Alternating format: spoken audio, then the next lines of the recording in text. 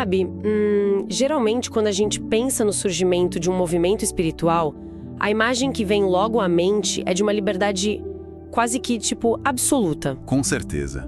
A gente pensa em espontaneidade, né? Isso. Algo totalmente orgânico, sabe? Um grupo de pessoas se reunindo em salas de estar super apertadas ou garagens emprestadas, pessoas rejeitando, assim, qualquer forma de liderança humana. Exato, sem chefes, sem hierarquia. Exatamente. Pessoas que são lideradas apenas por uma convicção interior avassaladora, sem livros de regras e sem um pingo de burocracia. E o fascínio histórico por esses movimentos iniciais está justamente aí, nessa ausência total de estruturas formais, sabe? É uma rejeição frontal à ideia de que, o divino ou o sagrado precisa ser contido em estatutos legais ou... Carimbado por um cartório, né? Exatamente. Carimbada por um Estado. A crença é que, o vento sopra onde quer. E tentar engarrafar isso numa instituição seria sufocar a própria essência do movimento. Mas aí que tá. A história tem esse hábito fascinante de dar uma volta completa, né? Sempre tem. Porque, de repente, aquele mesmíssimo movimento que nasceu nessa pureza caótica e livre está, anos depois, lutando com unhas e dentes para conseguir o equivalente a um CNPJ. Pois é. Lutando nos tribunais para criar conselhos diretores de regras institucionais e, implorando por reconhecimento governamental. É o paradoxo perfeito, né? É a transformação lenta e muitas vezes bem dolorosa de um organismo vivo, pulsante, rebelde. Rebelde até demais, às vezes. Sim, naquilo que a lei chama de forma bem fria de um ente moral. Um ente moral perfeitamente estruturado. E essa ironia fascinante, é exatamente o foco da nossa exploração de hoje. Isso aí. Porque nós estamos mergulhando nas fontes que detalham a história do movimento pentecostal italiano ali no pós-Segunda Guerra Mundial. Um período super tenso. Muito tenso. Estamos sendo guiados aqui especificamente pelo capítulo 10 da brilhante pesquisa da Patrícia Nicandro. E o que a gente vai desempacotar hoje é como um grupo de pessoas perseguidas teve que fazer um pacto com a burocracia do governo. E até com potências estrangeiras, vale lembrar. Nossa, sim. Simplesmente para não desaparecer. A missão aqui é entender qual foi o preço exato que eles pagaram por essa sobrevivência. E o que a pesquisa da Nicandro faz com, muita maestria, é nos mostrar que esse preço não foi só político ou financeiro, sabe? Teve um custo interno, né? Muito grande. A busca legítima, e eu diria até desesperada mesmo, pela liberdade de culto, acabou alterando para sempre o DNA teológico e social dessa comunidade. É uma dinâmica que qualquer pessoa, acho que qualquer um que preste atenção na sociedade consegue se identificar. Com certeza. Porque, pensa bem, pega o crescimento exponencial de uma startup que começou numa garagem. É um ótimo exemplo. Ou, a organização de um movimento social urbano que nasceu de um protesto bem orgânico nas ruas. Existe sempre essa tensão universal de... como manter a pureza da ideia original quando surge a necessidade absoluta de criar uma estrutura formal para sobreviver no mundo real? Para entender isso de forma bem profunda, tem um conceito fundamental na sociologia. Foi cunhado pelo Max Weber e ele ilumina muito bem toda a nossa discussão de hoje. Qual é o conceito? Weber chamava isso de rotinização do carisma. Rotinização do carisma. Tá, me explica como isso funciona na prática, porque parece um pouco acadêmico. O nome é pomposo, mas a ideia é bem prática. Basicamente, Weber argumenta que todo movimento revolucionário ou carismático nasce de uma força disruptiva. Tá, uma quebra do padrão. Isso. Um líder visionário, uma experiência coletiva muito intensa, algo que quebra as regras do momento. Só que o carisma, a paixão, é instável. Não dura para sempre. Exato.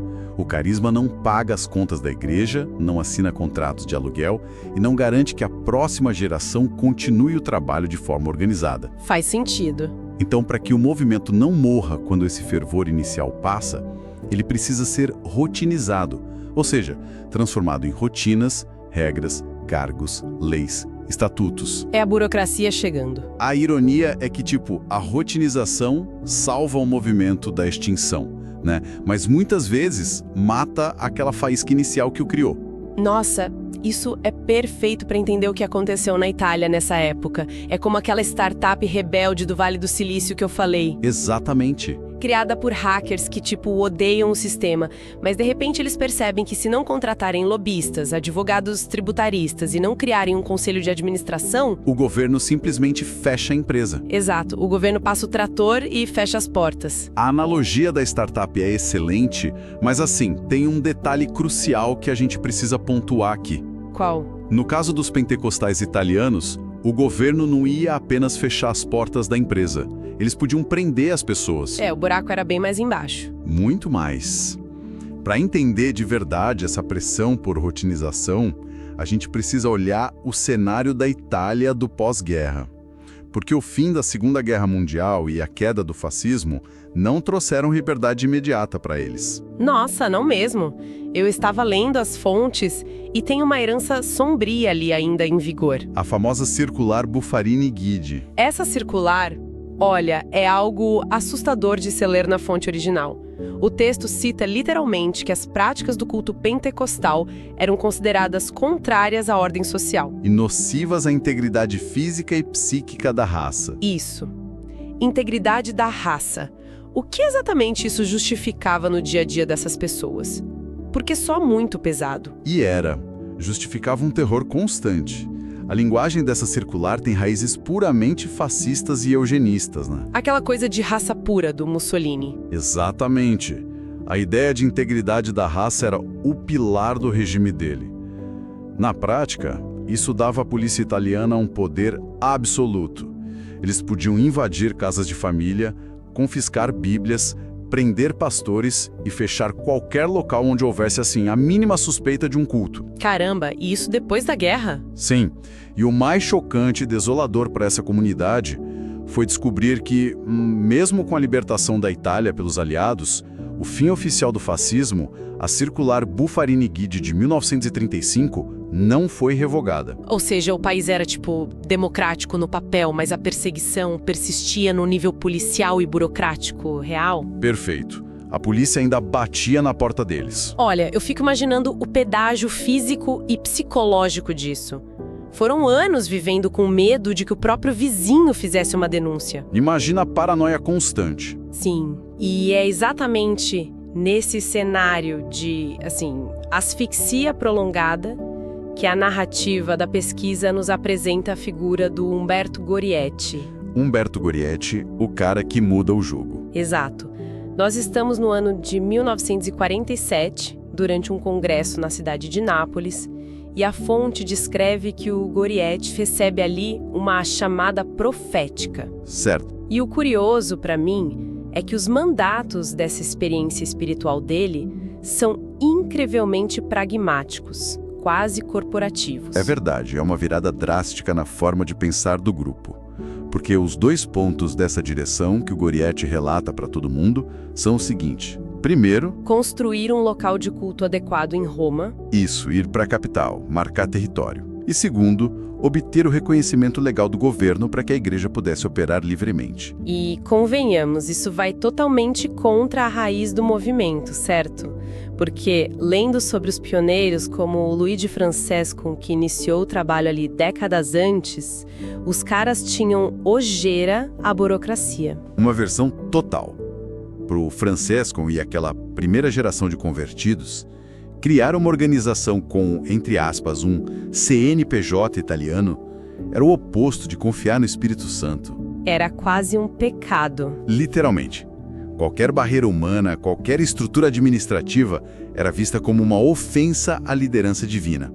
Eles não queriam líderes humanos. E agora, de repente, a liderança ali em 47 estava dizendo que a direção divina apontava, exatamente para a formalização legal perante o Estado. Pois é, muda tudo. Certo, vamos desempacotar isso. Porque aqui me surgiu uma dúvida além da pesquisa da Nicandro e, sendo, um pouco cética, ou pelo menos analítica... Pode falar. Será que essa profecia do Gorietti não era, no fundo, uma resposta perfeitamente humana e pragmática a um trauma psicológico coletivo muito profundo? Como um mecanismo de defesa, você disse. Exatamente. Afinal, como a gente falou, foram anos de terror, prisões, de viver em esconderijos, Buscar um escudo burocrático não seria a reação mais natural do mundo para um grupo que estava completamente exausto de apanhar. Olha, é uma leitura sociológica não apenas válida, mas muito, muito provável. Porque quando o trauma atinge o nível que esses grupos viveram, sabe? 12 anos, né? São 12 anos operando na clandestinidade absoluta, vendo famílias serem presas e destruídas pelo Estado.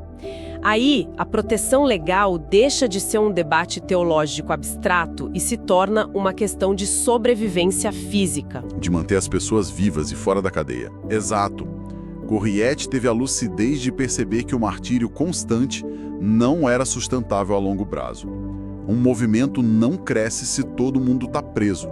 E o Estado repressor só entende uma linguagem, que é a burocracia. Infelizmente, é a verdade. Então, para derrotar o Estado, ou pelo menos para conseguir sobreviver a ele, era preciso sentar à mesa e jogar com as regras deles. E o grande problema é que o carteado do Estado italiano era brutal contra eles, né? Basicamente, o governo deu um ultimato bem claro. Deu. O Ministério do Interior italiano foi muito categórico. Eles não reconheciam congregações independentes, soltas, sem um corpo jurídico central que fosse responsável. Eles queriam alguém para culpar se algo desse errado. Exatamente. Queriam um representante legal. Para que o governo sequer considerasse dar alguma liberdade religiosa, o movimento precisava ter uma liderança centralizada com quem o governo pudesse dialogar. Faz sentido do ponto de vista do governo. E mais do que isso, havia uma exigência extraoficial pesadíssima. Eles precisavam se afiliar a uma igreja estrangeira que já fosse reconhecida e respeitada no seu país de origem. Ah, entendi. E considerando a época, o pós-guerra, a Europa inteira estava em ruínas, a influência política e econômica dos Estados Unidos na construção da Itália... Através do Plano Marshall. Isso. O Plano Marshall, a influência era imensa. Logo, ter uma filiação com uma igreja americana era o passaporte perfeito para a legitimidade. O carimbo de ouro. E é aí que entra na história um personagem com um tipo ares de diplomata internacional, que é o Dr. Henry Ness. Esse cara é fundamental. O Dr. Henry Ness era o representante das Assemblies of Gods americanas. As Assembleias de Deus de lá. Isso. Que na época já era a maior denominação pentecostal do mundo, com uma estrutura formidável e muito dinheiro. E a fonte relata um evento que é, juro, quase inacreditável para mim. Em 1947, esse Dr. Ness consegue uma audiência privada de 30 minutos com ninguém menos que o Papa Pio XII. Lá no Vaticano? Sim, em Roma. Isso para discutir a perseguição religiosa sofrida pelos pentecostais na Itália. E eu fiquei pensando, mas como isso é possível? É surpreendente mesmo. Porque, assim, o histórico de antagonismo entre a Igreja Católica e os grupos protestantes naquela época era gigantesco. Eles não se bicavam de jeito nenhum. Como é que um líder pentecostal estrangeiro consegue furar esse bloqueio e sentar com o Papa? É aí que entra a força bruta da geopolítica, sabe? O Dr. Ness não conseguiu essa reunião apenas por ser um homem de fé ou porque pediu educadamente. Ele tinha costas quentes. Muito quentes. Ele representava uma base de poder financeiro e político gigantesco nos Estados Unidos. Como você mesmo mencionou, a Itália dependia profundamente da boa vontade e principalmente dos dólares americanos para se reconstituir. O dinheiro fala mais alto. Fala muito mais alto. O Vaticano, que era um grande player político ali, sabia que a opinião pública americana, que era de maioria protestante, não veria com bons olhos uma Itália recém-democratizada que ainda perseguia minorias religiosas usando leis fascistas. Claro, ia pegar péssimo nos Estados Unidos. Exato. Então Ness usou essa alavanca diplomática. A reunião com o Papa foi, na verdade, uma forma brilhante de colocar pressão direta nas mais altas esferas de poder italianas. Foi um aviso claro. O mundo, e especialmente a América, está olhando para o que vocês estão fazendo. Quer dizer, esperar a aprovação de uma igreja estrangeira já é um parto, mas envolver as Assemblies of God e o Vaticano traz uma camada geopolítica gigantesca para essa história. E diante disso tudo, o Ness propõe um acordo bem claro aos líderes italianos, incluindo Gorrietti. Eles assinariam um documento de afiliação atrelando legalmente as igrejas italianas à estrutura americana. A famosa solução americana. Isso. E o Gorrietti demonstra uma habilidade política assim notável nesse momento. Ele negocia os termos dessa filiação de forma a proteger a base italiana o máximo possível. Olha, aqui é que a coisa fica realmente interessante para mim. Porque lendo isso, a analogia que me vem é a de um casamento de conveniência diplomática, sabe? Desses que a gente vê em série de época. É uma ótima comparação. Sabe como é? Duas famílias nobres se unem no papel para conseguir favores do rei, mas na vida real, cada um mora num castelo diferente, ninguém mexe nas finanças do outro. Basicamente isso. O acordo que eles assinaram garantia, pelo menos na teoria, a total independência espiritual e administrativa das igrejas na Itália. Então era essencialmente uma faixa legal, né? Sim, um guarda-chuva jurídico. Eles usaram o peso da águia americana para satisfazer a exigência chata da burocracia italiana. Mas eu fico pensando, puxando para o outro lado agora. E o lado americano disso? A fonte nos ajuda a entender se os americanos ofereceram essa proteção puramente por, sei lá, bondade e solidariedade cristã, ou se havia ali um interesse. Interesse de expandir a marca. É, uma espécie de oportunidade de abrir franquias das Assemblies of God na Europa que estava devastada pela guerra. Porque ninguém dá ponto sem nó, né? É uma pergunta excelente, e a pesquisa da Patrícia Nicandro nos permite ver exatamente as nuances dessa aliança. Não podemos descartar a genuína solidariedade, tá? Certo, tinha boa intenção também. Tinha, porque havia um laço histórico real ali. O pioneiro americano William Durham foi uma figura-chave na conversão dos primeiros imigrantes italianos em Chicago, lá no comecinho do século XX. E esses imigrantes depois voltaram e levaram a mensagem para a Itália. Entendi, então eles tinham a mesma raiz. Exato, havia raízes comuns fortes. Contudo, do ponto de vista estrutural e pragmático, as Assemblies of God americanas operavam com uma lógica administrativa extremamente expansionista, sabe? Muito robusta. Eles queriam crescer. Eles enviavam missionários para o mundo todo, levantavam fundos milionários. Então, ao oferecer essa tal de sociedade a centenas de congregações italianas de uma só vez, a denominação americana ampliava sua hegemonia global de maneira assim formidável. E o melhor, sem precisar plantar igreja por igreja. Eles já pegaram a rede pronta. Exatamente, foi num ato de socorro. Inegavelmente foi, mas foi um ato que também consolidava uma geopolítica religiosa liderada pelos Estados Unidos. Faz todo o sentido do mundo, é a proteção que vem com um carimbo corporativo, como a gente falou. E o primeiro grande choque interno dessa filiação foi justamente a marca, né? O nome da franquia. O nome é onde as coisas começaram a rachar. É, porque em dezembro de 47, a liderança do movimento adota formalmente o título Assembleia di Dio in Italia, ou seja, ASAD. Só que a pesquisa aponta que na hora de assinar os papéis do tal casamento de conveniência, uma parte da família simplesmente se recusou a comparecer ao altar. Não quiseram saber de acordo nenhum. A decisão passou bem longe de ser unânime. Longe de ser unânime. Na verdade, causou uma cisão imediata no movimento. Um racha sério. Muito sério. Para muitos pioneiros, especialmente algumas congregações bem fortes que ficavam na Sicília, e também as comunidades ítalo-americanas que ainda mantinham contato com a Itália, adotaram o nome e a filiação americana era cruzar uma linha vermelha teológica. Eles viam isso como traição, né?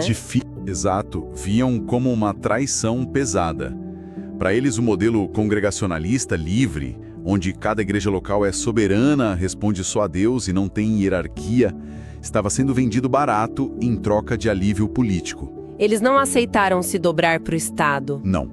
Esse grupo dissidente preferiu continuar vulnerável perante a lei, correndo risco de prisão, a se submeter ao que eles viam como um jugo institucional e americano. E aí eles romperam.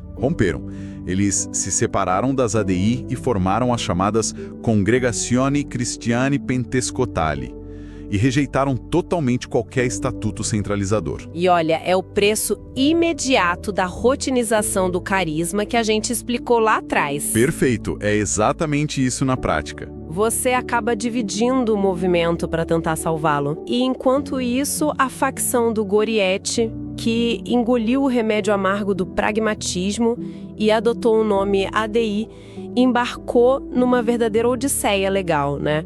Porque não foi assinar o papel e pronto. Longe disso.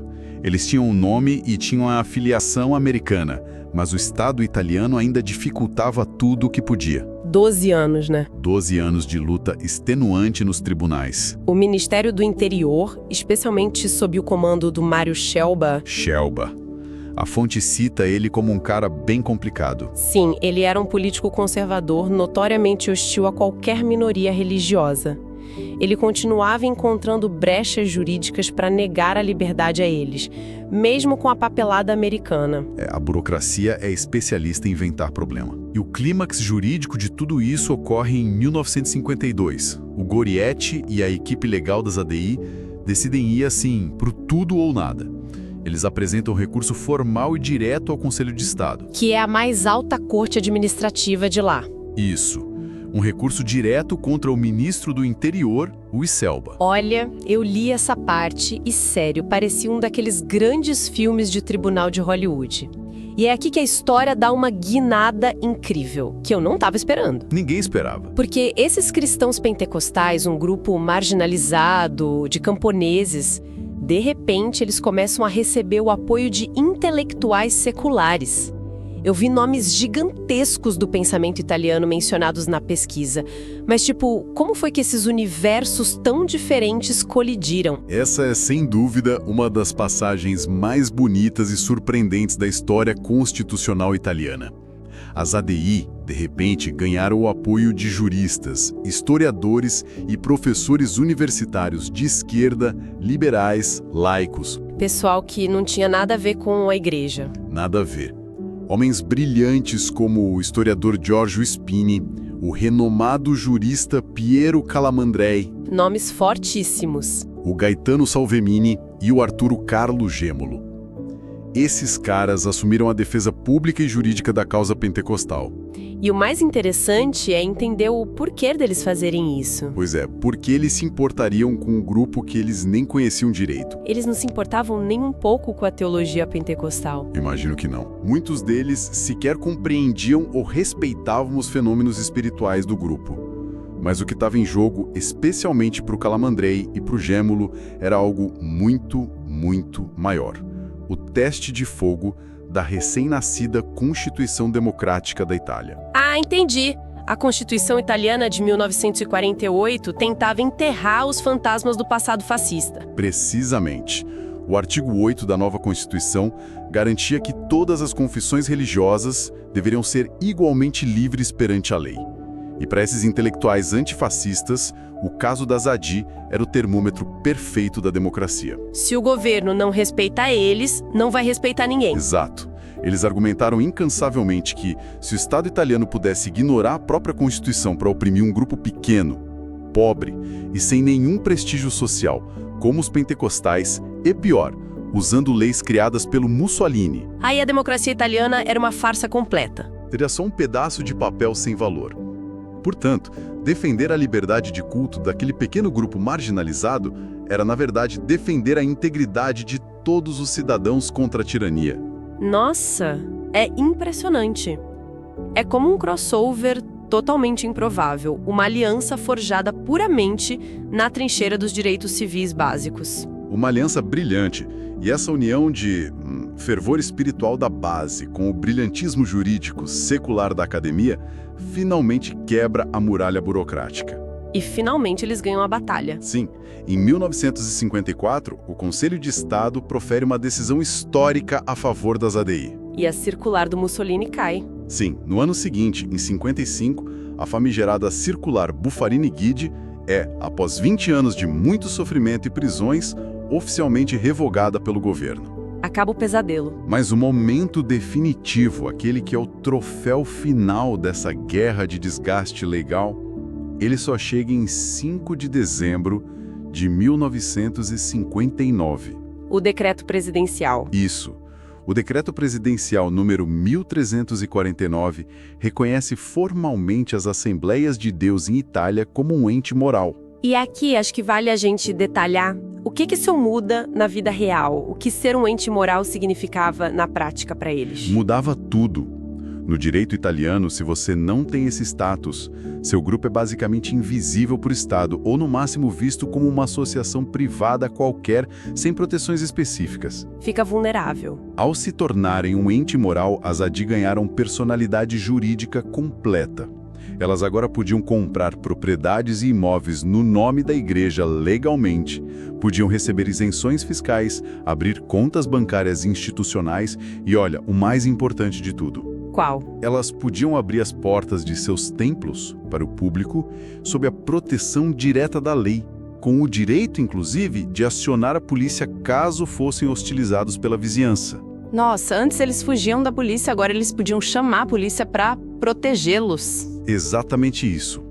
A vitória foi monumental. A guerra pela existência estava finalmente ganha. Mas, como diz aquele velho ditado, cuidado com o que você deseja, porque você pode acabar conseguindo. E como? E a tese da Patrícia Nicandro nos leva, acho que, a refletir profundamente sobre o ressacão dessa vitória. Porque o governo não entrega o status de ente moral assim, de graça. Eles exigem garantias. E exigem muitas garantias. É aqui que voltamos àquele conceito chato do Max Weber. A rotinização do carisma cobrando a conta. A institucionalização final cobrou um preço altíssimo. Para manter esse reconhecimento suado do Estado, o movimento teve que consolidar um estatuto muito rígido e detalhado. Que era o que eles mais odiavam no começo. Aquele movimento que, há algumas décadas se reunia em salas apertadas, baseando-se unicamente na intuição espiritual de cada um, agora precisava ter assembleias gerais anuais. E com direito a voto restrito por credenciais, não era qualquer um que entrava, né? Não mesmo. O país foi dividido administrativamente em comitês de zona. Criou-se um conselho de igrejas, diretores executivos, presidentes eleitos com mandatos. Ou seja, eles não apenas adotaram a burocracia governamental, como também a fonte menciona isso claramente, eles assimilaram o modo de operação americano. Totalmente. Eles importaram o modelo das Assemblies of God. A fonte detalha muito bem a importação da famosa escola dominical.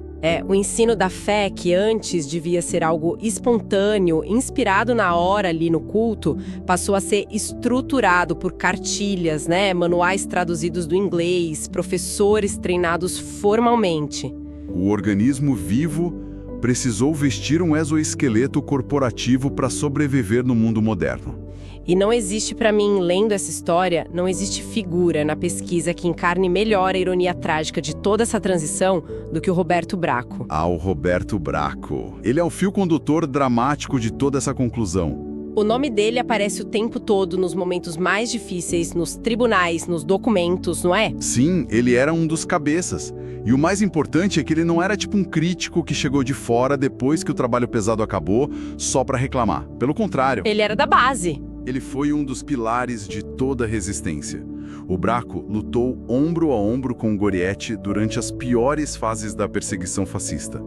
Ele ajudou a construir os argumentos jurídicos, ajudou a redigir os documentos que garantiram a liberdade da igreja. E depois da vitória, ele pegou cargos altos, né? Assumiu papéis de imenso prestígio. Ele foi o redator do jornal oficial do movimento. Foi diretor do recém-criado Instituto Bíblico. Ou seja, ele estava no topo da pirâmide. O Braco ajudou a colocar literalmente cada tijolo na estrutura da instituição para salvá-la do Estado. Cada tijolo. Então fica a pergunta, como é que alguém com esse currículo, que lutou tanto por isso, acaba batendo de frente e sendo destruído pela própria obra? É o paradoxo do sucesso institucional. É a velha história da banda de punk rock underground, sabe? Aquela que, para não morrer de fome, assina um contrato engessado com uma mega gravadora. E de repente os caras estão lá, lotando estádios, viajando de primeira classe. Mas aí, anos depois, o vocalista original olha pro roteiro super comercial que os engravatados mandam ele seguir no palco e ele percebe que tudo aquilo em que ele acreditava desapareceu. Virou só produto. A comparação é simplesmente cirúrgica, porque foi exatamente isso que o Roberto Braco sentiu e viveu. Nas décadas seguintes, já avançando ali para os anos 70 e início dos anos 80. O movimento já estava gigante. Gigante e super estruturado. O Braco começa a observar o resultado prático diário daquele monstro institucional que ele próprio ajudou a alimentar. E ele conclui, com muita dor, que a burocracia havia devorado o espírito do movimento. E ele não ficou calado, né? Não. Ele começa a criticar fortemente a liderança. Mas ele não faz isso apenas verbalmente em reuniões fechadas. Ele escreveu um livro? Ele documentou tudo de forma duríssima. Ele escreve um livro que caiu como uma bomba atômica no meio pentecostal italiano.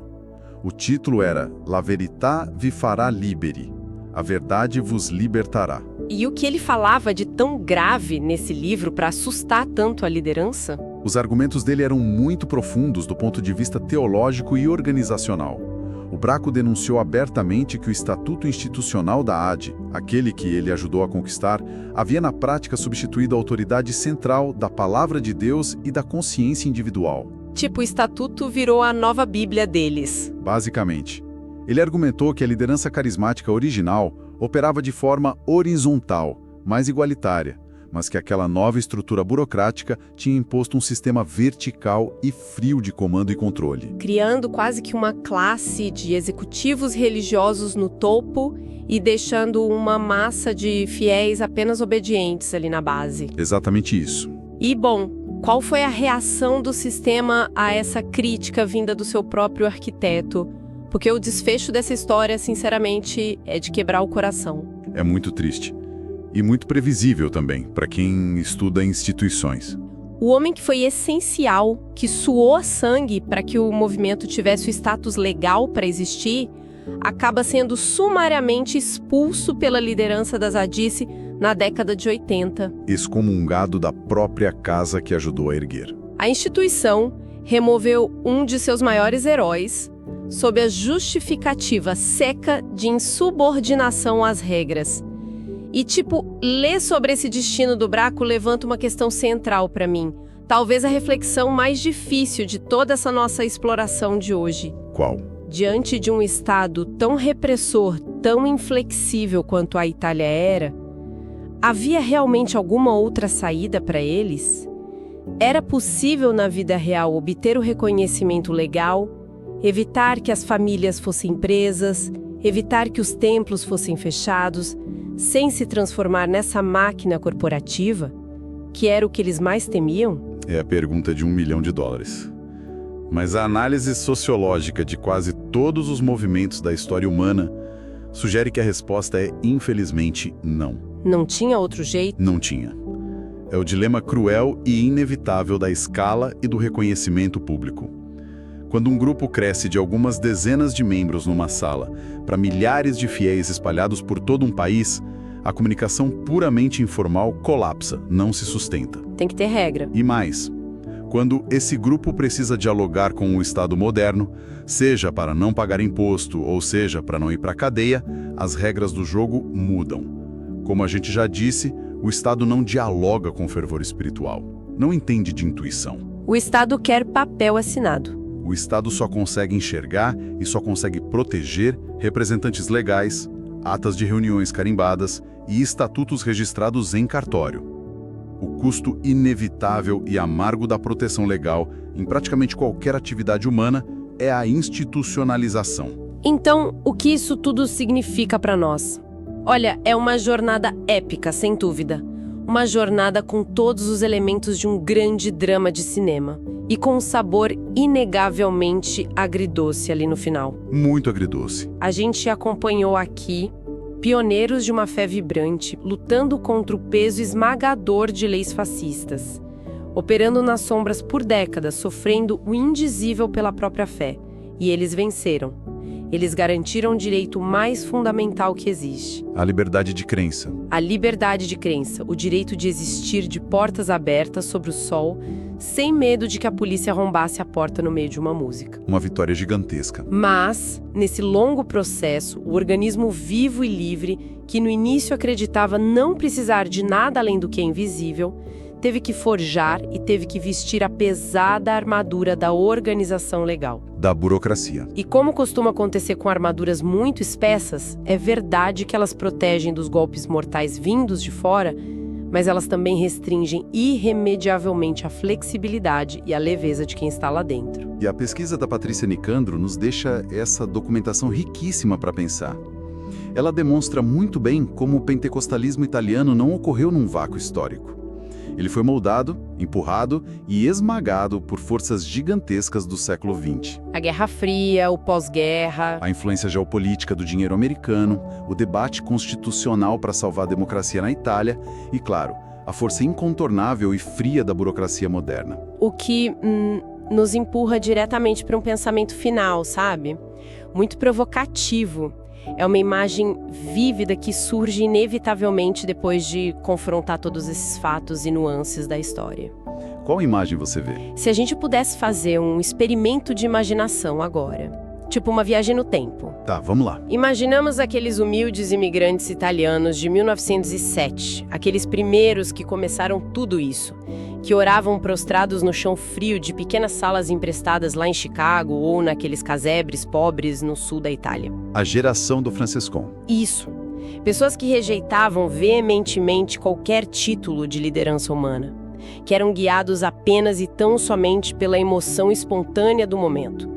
Se essas mesmas pessoas fossem subitamente transportadas no tempo, para algumas décadas depois, e se eles abrissem as grandes portas de uma Assembleia Geral superestruturada... Uma reunião das ADI nos anos 80. Isso. Uma Assembleia cheia de delegados com crachás no peito, votações em plenário, comissões financeiras relatando os lucros e com manuais oficiais de escola dominical traduzidos do inglês. O que eles pensariam? Fica a dúvida para quem nos acompanha. Será que eles conseguiriam reconhecer ali o mesmíssimo movimento vibrante e caótico que eles iniciaram? É uma boa pergunta. Ou será que eles veriam ali, sentada de forma muito confortável nas cadeiras acolchoadas da diretoria executiva, a exata sombra da organização opressora da qual eles fugiram tão desesperadamente no passado? É um questionamento fascinante e que, sinceramente, não tem uma resposta fácil. Não tem mesmo. Mas é algo maravilhoso para a gente levar conosco a observar como as grandes ideias do mundo se transformam e como os movimentos perdem ou trocam de alma ao longo do tempo. Fica a reflexão para todos.